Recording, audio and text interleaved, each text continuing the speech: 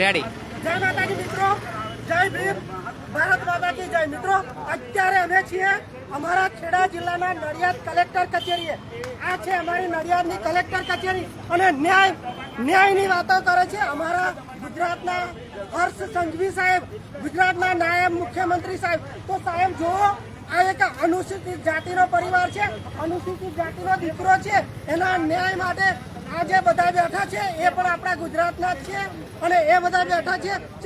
લગભગ 13 દિવસ પહેલા બનાવવાનો છે અને 2 દિવસથી અહીંયા બેઠા છે, છતાંય ન્યાય માટે લડી રહ્યા છે. કોઈ કંઈ કરતું નથી. આરોપીઓ પોલીસ સ્ટેશનમાં જાય છે, પોલીસ સ્ટેશનમાં જાય મીઠી મીઠી વાતો કરે છે અને પોલીસ સ્ટેશનમાંથી જતા રહે છે. પછી પોલીસ વાળા એવું કહે છે કે આરોપીઓ ભાગી ગયા છે, ભાગેડું છે. તો સાહેબ, પોલીસ વાળાઓને વિનંતી કે પહેલા તમારી જોડે આરોપીઓ આવ્યા હતા તો તમે એમને ધરપકડ કેમ ના કરી?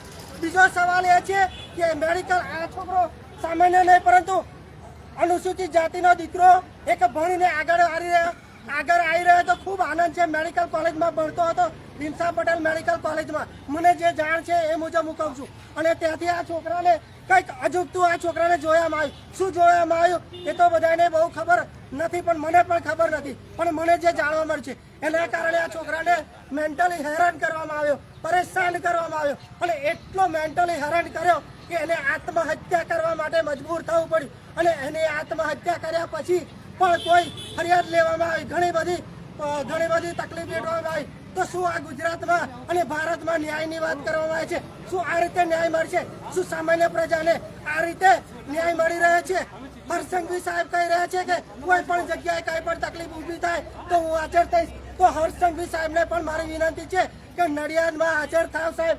નડિયાદ કલેક્ટર કચેરીએ આ બધા બેઠા છે એ ન્યાય માટે બેઠા છે સાહેબ. તો એમને પણ ન્યાય અપાવો. બસ, અસ્તુ ભારત માતા કી જય. મિત્રો.